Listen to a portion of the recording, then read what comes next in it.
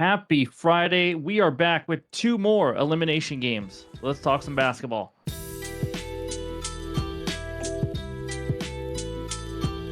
What's going on, everyone? Welcome back in to another episode for Just a Bet Outside. I am your host, Steven, and we're back to talk two more games before we get to the real playoffs this weekend.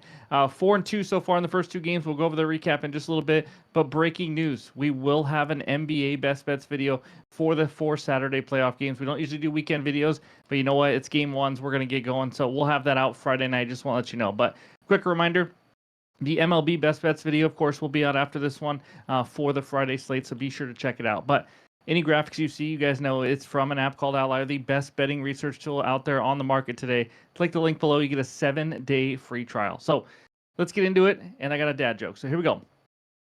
Not to brag or anything, but I have a pretty cool talent where I can tell what's inside a wrapped present without even opening it. It's a gift.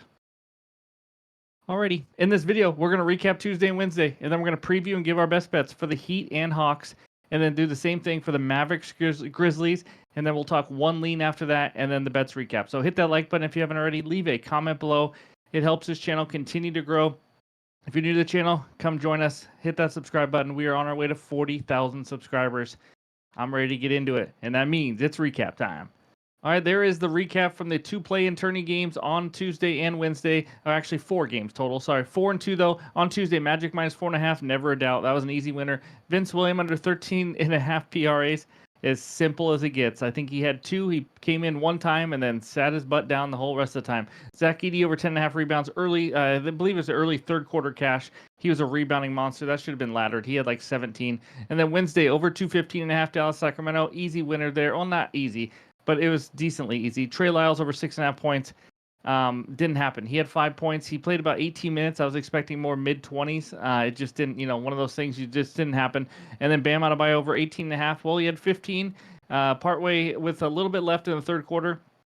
And he decides to never score another point. Wasn't as active as I thought he would be, but still he had the chances. He just shot 6 for 16. So these were all half units, but there it is. On the bottom, I put the playoff record 4-2 up 8.83.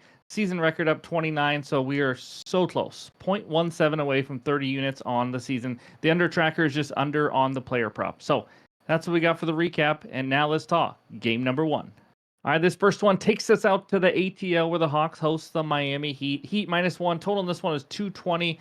We previewed both these teams a couple days ago, so I won't go too deep into it. But the Heat, they're all about defense, slowing it down. Hawks are all about not playing defense and trying to pick up the pace. But they played 4 games this year. They split the series. Heat winning the 2 most recent ones by 22 and 10 points. In those 4 games, Tyler Hero scored 36, 24, 28, and 11 points. Pretty impressive in 3 of those 4. Injuries, not much here. Jovic is questionable and Clint Capella is questionable. Let's get right into the best bets, though, because I got 2 of them for this game. This first one is my first 1-unit play in the playoffs. Give me Davion Mitchell over 16.5 points plus assists, plus 100. I got this on FanDuel. Love that we're getting even money here. But I was close to pulling this trigger earlier on Davion Mitchell. I think, like we talked about, we've cashed him not too long ago on his PA, so we're going to go with it now. But on this one, let's dive into OUTLIER and check out some of the numbers and why I like this. So we're going to start out last 10 here. And as you can see, he's over this in 7 of the last 10. He's averaging 19.5 PAs per game. So you'd love to see that over this by 3 in the last 3 on an average. And you see in that last one, 24 PAs against Chicago in the elimination game when they trusted him. He is a big part of this offense. Even if he doesn't start, he is a big part of it. But let's scroll down and kind of look more into the numbers. In the last 10 games, we're seeing average potential assists of 12 per game, 11.9. We'd love to see that. But the minutes also. How about a huge 32.4 minutes? And that's with a blowout affecting, as you can see, there's 2 games in there where he played low minutes. One was a blowout. I forgot what happened in the other one. But he's played 33 or more minutes now in 7 of the last 10 games. That's what we like to see, especially you want to see how they trust him in a winner-go-home game, and he played a ton of minutes. So also averaging 9 field goal attempts per game. So that's what we got for Davion Mitchell in regards to the last 10. But now let's look at the head-to-head matchup up at the top. And now if we scroll down, only the last 2 count. And why do I say that? Because he didn't play many minutes until, not too long ago, but he started to become a huge part of this. Obviously, they traded Jimmy Butler, did some things differently, and Davion Mitchell was traded over here, and he made a big difference. So if you look at the last 2, he had 26 and 22 PAs up there. And then you look at those 2 minutes. If you scroll down, you look at the minutes. How about 37 and 36 minutes? So obviously he's going to get big minutes. He's out there because he's one of the most elite defenders in the NBA. He's going to defend Trae Young, try to slow him down. But if you look at field goal attempts also in those last 2 games, he had took 8 and 12. So I mean, overall, you love to see what Davion Mitchell is doing when it comes to minutes usage. And like I said, he's going to stay out there because of his defense. So the Hawks struggle obviously defensively versus anyone. Mitchell's already cruised over this line versus them a couple times. He is actually over when he plays 30 or more minutes. He's over in 61% of games. And he finished at 16 in 3 of those unders. I mean, so he was right there. So I really like this one for him to have another big game. Give me Dave over 16.5 PAs as my first best bet in this one. And now we're going to move to bet number 2, a little more under the radar. Give me Kyle Anderson of the Miami Heat over 2.5 assists. I like this because I got plus 115 on BetMGM. This is a half unit play for me here. So win or lose, I think this one is mispriced. Let's talk Kyle Anderson real quick. He's always been a great passer. If you don't know, when he was on the Timberwolves and everything, as a point forward type of player, Spoelstra is using him as just that. And he's talked after games about how much he likes using him. In the last 5 games, he's gone over this in 4 or 5. And those 4 overs, how about 6, 6, 4, and 5 dimes? I mean, just cruising over this. We need 3 at plus money here. Under was a tough matchup that he had. The only under he had in the last 5 against Houston. Again, a top 3 team and not allowing assists. He's averaging 4.4 assists on 6.2 potential assists in the last 5 games.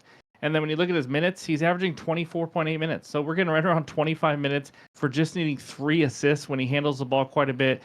Been getting pretty good run lately. Obviously, in that playoff game, you saw he had 23 minutes. So I'm expecting right in that 23 to 27 minute range for him. And when he's played 23 to 27 minutes this season, he is over in 7 of 9, averaging 4.33 assists per game on 7.1 potentials. You give me 7 potentials, and all I need is 3 at plus money. I will sign up for that every day. Obviously, doesn't mean it's a guarantee. Guys can miss shots, but I love the volume here. Love the minutes. And of course, like I say over and over, the Hawks struggle allowing assists. They struggle defensively, just in general. So Anderson only played 18 minutes in one of his games versus Atlanta in March, and he still had 4 assists in that limited time. So I like this one. Like I said, it doesn't mean it's a winner, but I do think this is mispriced. The odds for this one at 2.5 should probably be like minus 150 in my opinion, at least. So averaging around 7 potential assists, mid 20s minutes, good matchup. I gotta take it. So give me Kyle Anderson over 2.5 assists. That is my second best bet, and let's move on to game number 2. All right, we head out to Memphis, Tennessee, where the Grizzlies host the Dallas Mavericks. Grizz minus 6.5. Total in this one is 221.5. Now, like I said, we've talked about these teams a little bit recently. They played 4 times this year. The Grizzlies won 3 of 4.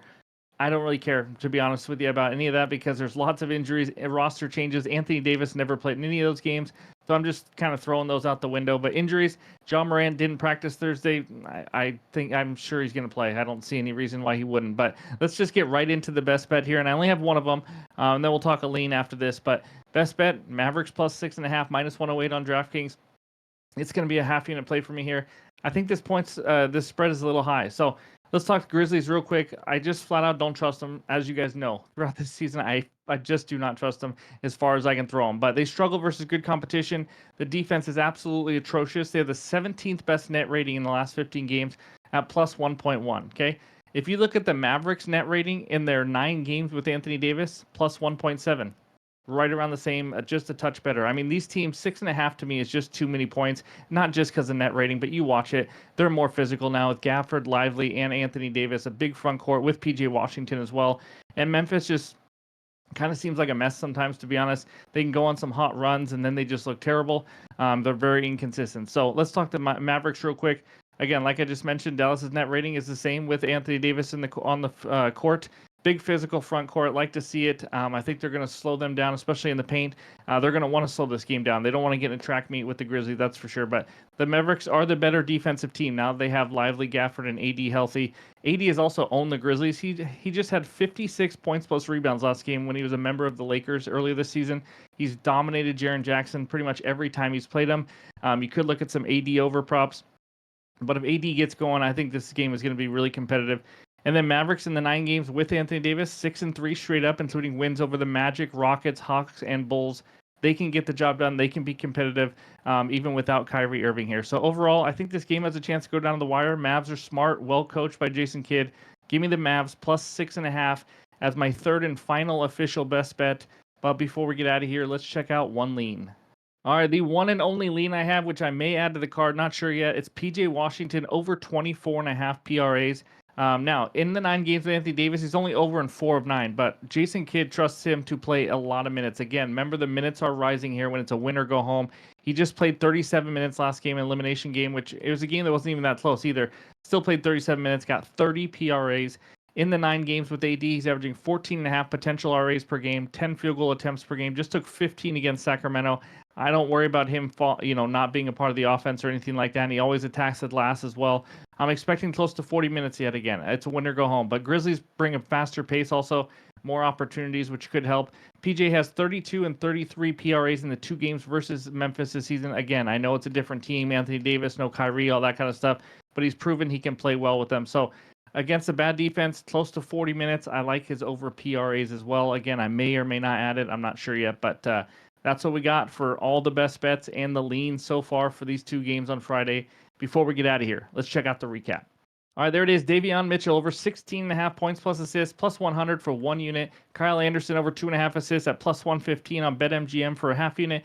And the Mavericks plus 6.5 at minus 108 for a half unit. Any added plays will be in the pinned comments below on X and on Discord. Again, just a reminder, we will have a video for the Saturday those 4 playoff games. We want to get one out for those playoff series. So that's what we got. Thank you guys for watching. As always, hit that like button if you haven't already. But I appreciate the support all season long. Hope you guys have a great Friday, and we'll talk to you soon.